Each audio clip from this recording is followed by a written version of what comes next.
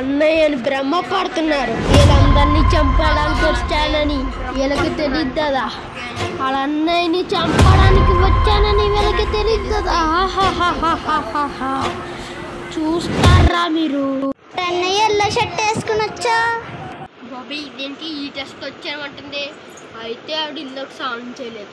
నేను స్నానం చేసి వచ్చాను చెల్లి. ఏంటి తేడా కొడుతున్నాడు?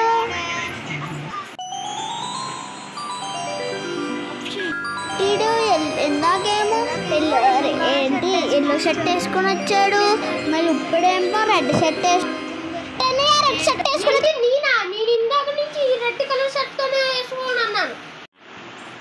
ఇందాకే కదండి